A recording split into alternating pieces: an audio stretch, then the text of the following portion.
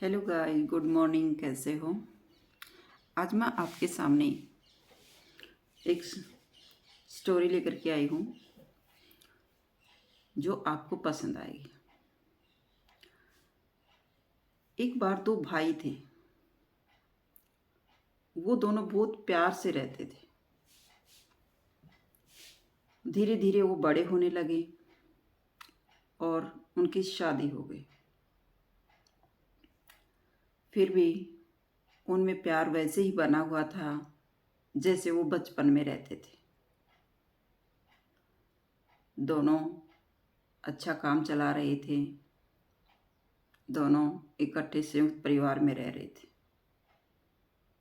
लेकिन वो एक दूसरे से उतना ही प्यार करते थे जितना बचपन से करते आ रहे थे। दोनों एक दूसरे के बगैर जिंदा नहीं रहना चाहते थे, कभी अलग नहीं होना चाहते थे। और जब एक बड़ा भाई बाहर जाता तो छोटे भाई के लिए गिफ्ट लेकर के आता, उनके बच्चों के लिए कुछ खिलौने लेकर के आता। इसी प्रकार जब छोटा भाई बाहर जाता किसी काम से तो वह भी अपने परिवार वालों के लिए कुछ ना कुछ गिफ्ट में अवश्य लेकर के आता था। तो कहने का तात्पर्य है कि वो बहुत ज़्यादा प्यार प्रेम से रहते थे। किसी प्रकार की कोई जेलस की भावना नहीं थी। एक दिन दोनों में कहा सुनी हो गई और छोटे भाई ने गुस्से में बड़े भाई को अनाप शनाप बोल दिया। बड़े भाई को भी गुस्सा आया। उसने सोचा कि मैंने आज तक इससे कुछ भी नहीं पूछा है, जैसा ये कर रहा है मैं उसी पे विश्वास कर रहा हूँ, और आज इसने मुझे इतना भला बुरा कह दिया। और वह गुस्से हो जाता है और दोनों भाई अलग हो जाते हैं। धीरे धीरे काफ़ी टाइम निकल जाता है और वो दोनों एक दूसरे से बातें नहीं करते। जब भी आमने सामने मिलते हैं तो आंखें बचा करके निकल जाते थे, जैसे वो एक दूसरे को जानते ही न हो। धीरे धीरे काफ़ी टाइम निकल गया और छोटे भाई की बेटी की शादी का समय आ गया। उसने रिश्ता किया और शादी की तारीख फिक्स कर दी।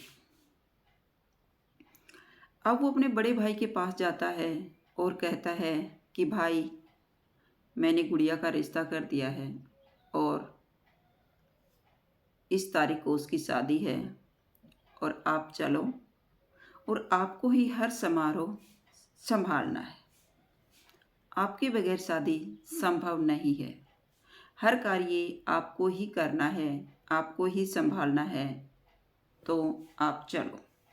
लेकिन बड़ा भाई उतने ही गुस्से में था, उसने जाने से इनकार कर दिया। तो छोटे भाई ने समझाया कि भाई मुझे माफ़ कर दो, मैंने जो भी आपको गलत कहा, भला बुरा कहा, मुझे माफ़ कर दो।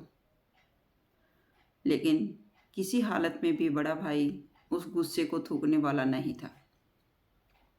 दोनों भाई एक साधु के पास प्रवचन सुनने जाते थे।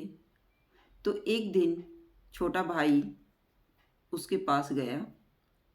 साधु प्रवचन दे रहे थे, लेकिन वह उदास मन से अपने भाई की बातें ही उसके दिमाग में घूम रही थी और उदास एक तरफ कोने में बैठा हुआ था।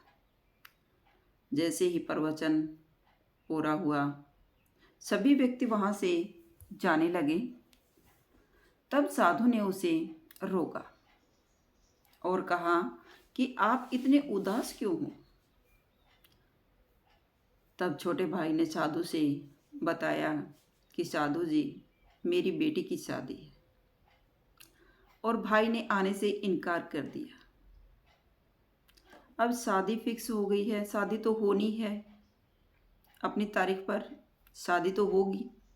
लेकिन जब भाई शादी में नहीं आएगा तो मेरा मन नहीं करता, बेमन की शादी होगी वो। और भाई उतने ही गुस्से में अब भी भरा बैठा है। उसने शादी में आने से इनकार कर दिया और इतना कहकर वो चला जाता है।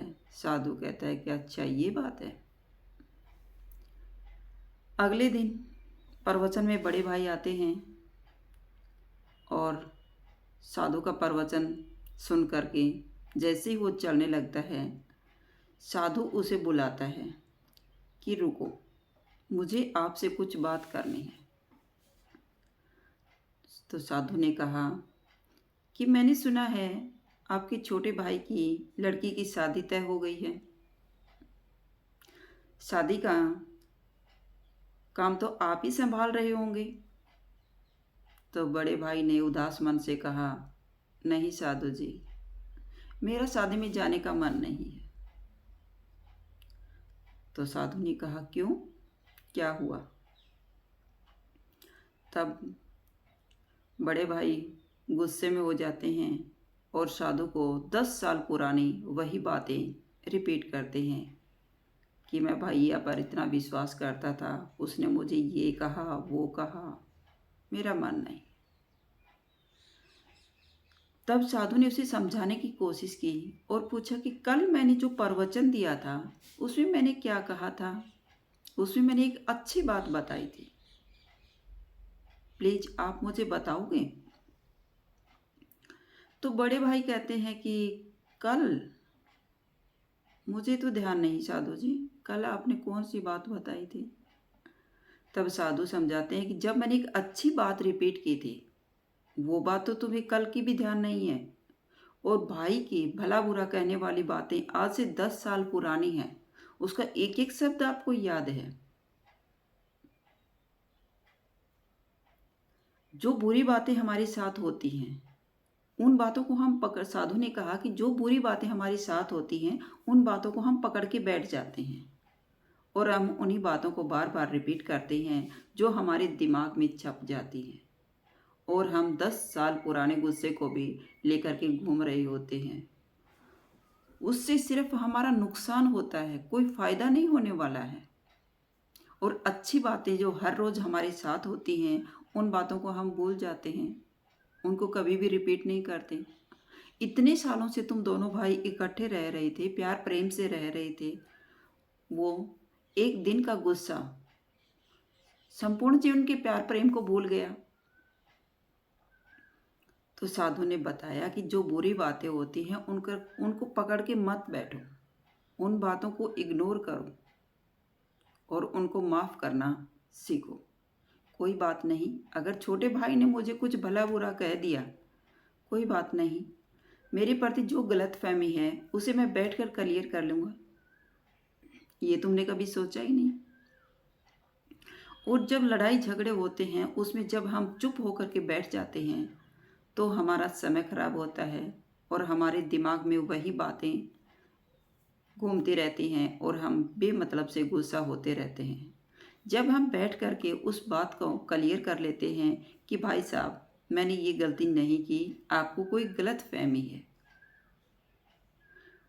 तो हमारा गुस्सा 2 मिनट में शांत हो जाता है।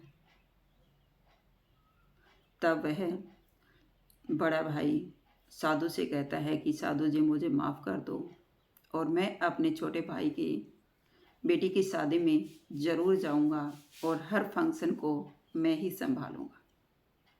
तो यह करके वह साधु को प्रणाम करके अपने घर आता है और अगले दिन अपने छोटे भाई के घर जाता है और कहता है कि भाई मुझे माफ़ कर दो, आपकी बिटिया की शादी का हर कार्य मैं संभालूंगा, आप बिल्कुल फ्री और निश्चिंत होकर के शादी कीजिएगा। तो इस कहानी से हमें शिक्षा मिलती है कि अगर हम बुरी बातों को पकड़कर बैठ जाते हैं, लड़ाई झगड़े हर परिवार में आए दिन होते रहते हैं, छोटी छोटी बातें बढ़ जाती हैं, लेकिन हम उन बातों को एक दूसरे से बैठ करके क्लियर नहीं करते, बल्कि उसका दिमाग में उन बुरी बातों को इकट्ठा कर लेते हैं और बेमतलब से हम एक दूसरे से गुस्सा होते रहते हैं, जो हमें तो परेशान करता ही है और सामने वाले को भी वो बातें परेशान करती रहती हैं। हम अगर उन बातों को पकड़ करके चुप न हों और बैठ करके उस गलतफहमी को दूर कर लेते हैं तो वह हमारा गुस्सा 2 मिनट में ही शांत हो जाएगा और जो हमारे बीच गलतफहमी होती है वो भी सेकंडों में ख़त्म हो जाती है। इस प्रकार हमें एक दूसरे से नफरत न करके हर भाई बहन को प्यार और प्रेम से रहना चाहिए। अपने घर परिवार में जितने भी सदस्य हैं उनको माफ़ करना सीखो। अगर हमारे पास एक सॉरी छोटा सा शब्द है, अगर वो बोल देते हैं तो जितनी भी गलती होती हैं उनको सब माफ़ कर देते हैं। लेकिन हमारे अंदर इतना अहंकार आ जाता है कि हम सॉरी बोलना पसंद ही नहीं करते। एक सॉरी शब्द हमारे रिश्तों को सुधार सकता है, तो हमें सॉरी बोलने में हमारा जाता भी क्या है। इसलिए हमें बुरी बातों को दिमाग में पकड़ कर नहीं बैठना चाहिए।